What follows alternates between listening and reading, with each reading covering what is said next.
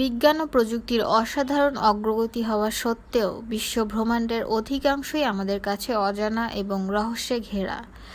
মহাবিশ্বের এসব রহস্য নিয়ে নিশ্চয়ই আমাদের কারো আগ্রহের কমতি নেই। চলুন জেনে নেওয়া যাক এমন জানা অজানা কিছু ঘটনা। মানুষ ও নক্ষত্রের মধ্যে কিছু উল্লেখযোগ্য মিল রয়েছে। মানুষের শরীরে থাকা প্রায় সব রাসায়নিক উপাদান সেগুলো নাকি এসেছে নক্ষত্র থেকে। কথাটা কিছুটা আজগুবি মনে হলেও এতে কিন্তু যুক্তি রয়েছে। Calcium, carbon, hydrogen, nitrogen, oxygen এবং প্রায় 60 প্রকার মৌলিক উপাদান রয়েছে নক্ষত্রে, আর এসব উপাদান মানব শরীরেও বিদ্যমান। কখনো কি মাথায় এই প্রশ্ন জেগেছে যে মহাশূন্যের ঘ্রাণ আছে কি নেই? থাকলেই বা তার ঘ্রাণ কেমন? কতিপয় কৌতূহল মানুষের মনে ঠিক এমন প্রশ্নই কিন্তু জেগেছে। তারা বিভিন্ন মহাকাশচারীদের অভিজ্ঞতা শোনার পর এই উত্তর বের করেছেন। আমরা অনেকেই ওয়েল্ডিং কাজের সঙ্গে পরিচিত।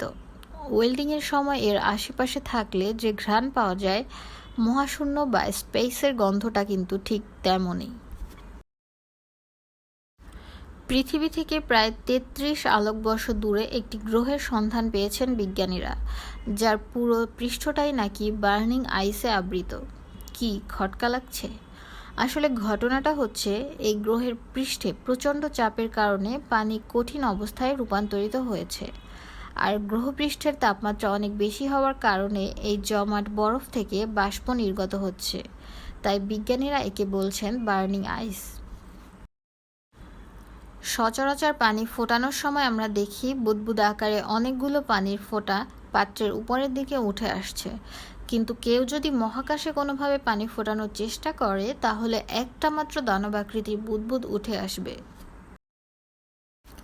রাতের আকাশে আমরা অসংখ্য নক্ষত্র দেখি, আবার অনেক নক্ষত্র আছে যেগুলো কিন্তু মৃত। আলো বিকিরণ করতে গিয়ে ধীরে ধীরে তারা নিঃশেষ হয়ে যায়। কিন্তু যদি তারা মৃতই হয় তাহলে আমরা রাতের আকাশে তাদের কিভাবে দেখি? কারণ এসব নক্ষত্রের বেশিরভাগই আমাদের থেকে শত কোটি আলোকবর্ষ দূরে। সেখান থেকে আলো এসে পৌঁছাতে অনেক সময় লাগবে।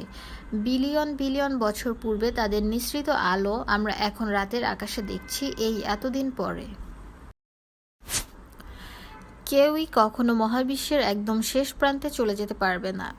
যদি কখনো কেউ এই মহাবিশ্বের একটি নির্দিষ্ট স্থান থেকে সরলরেখা বরাবর হাঁটতে শুরু করে, তবে অনন্তকাল হাঁটার পর সে আবার তার শুরুর জায়গাতেই ফিরে আসবে।